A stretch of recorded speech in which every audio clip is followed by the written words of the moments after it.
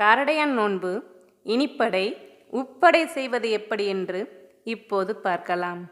முதலில் இனிப்படை செய்வது எப்படி என்று இப்போது பார்ப்போம். இனிப்படை செய்ய தேவையான பொருட்கள்: அரிசி மாவு 1 கப், வெல்லம் 1 கப், தேங்காய் துருவல் 1/2 கப், காராமணி என்ற தட்டைப்பயிறு 1/2 கப், ஏலக்காய் 2. பச்சரிசியை 2 மணி நேரம் ஊற வைத்து எடுத்துக்கொள்ள வேண்டும். 2 மணி நேரம் கழித்து ஒரு துணியில் நன்றாக உலர்த்தி மிக்சியில் போட்டு மாவாக்கிக்கலாம். அல்லது ரெடிமேட் பச்சரிசி மாவை கடையிலிருந்து வாங்கி பயன்படுத்தலாம்.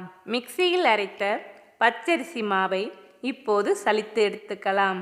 அடுப்பில் ஒரு கடாய் வைத்து கடாய் சூடானதும் சலித்த பச்சரிசி மாவை கொட்டி வறுத்து எடுக்க வேண்டும். கொஞ்சம் பழுப்பு நிறம் வரும் வரை நன்றாக வறுக்கலாம். மாவை கையில் எடுத்து பார்த்தால் உதிரும் பக்குவத்தில் இருக்க வேண்டும்.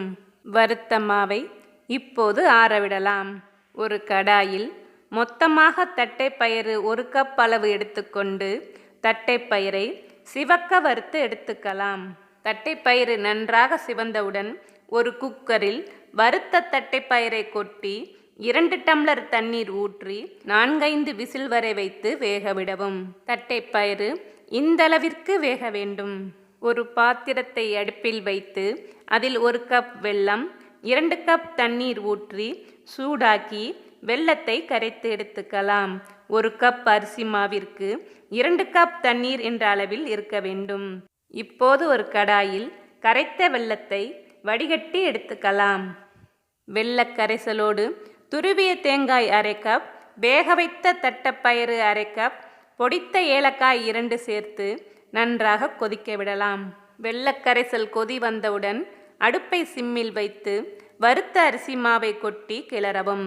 அரிசி மாவு கெட்டியான பதத்திற்கு வந்தவுடன் கிளறிய மாவை கையில் தண்ணீர் தடவிக்கொண்டு தொட்டு பார்த்தால் கையில் ஒட்டக்கூடாது. இதுதான் பதம். கிளறிய அரிசி மாவை அரை மணி நேரத்திற்கு ஆறவிடவும். மாவு ஆறியவுடன் கையில் நெய் தடவிக்கொண்டு உருட்டி அடை போல தட்ட வேண்டும். ஒரு இட்லி சட்டியில் தண்ணீர் ஊற்றி கொதி வந்தவுடன் இட்லி தட்டில் நெய் தடவிக்கொண்டு அதில் இந்த அடைகளை வைத்து இட்லி சட்டியில் ஆவியில் 5 நிமிடம் வரை வேக வைத்து எடுக்க வேண்டும். இப்போது இனிப்பு அடை தயார்.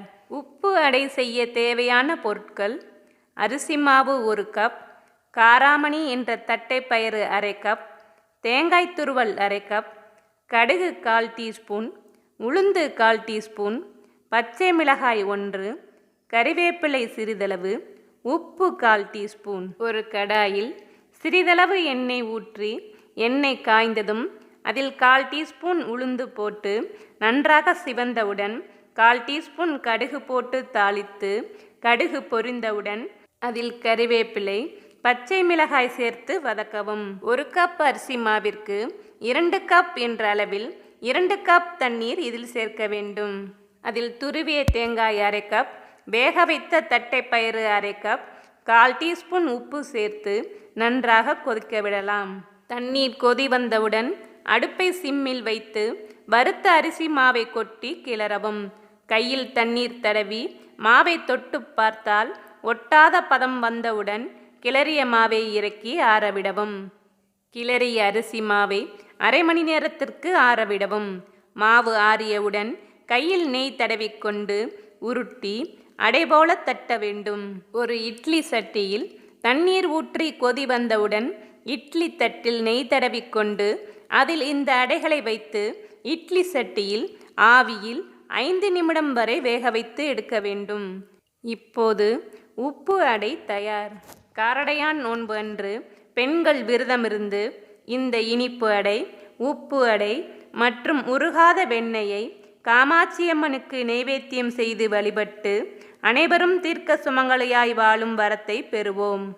மேலும் இது போன்ற தகவல் அறிய இது உங்களுக்காக சேனலை சப்ஸ்கிரைப் பண்ணுங்க. இது உங்களுக்காக.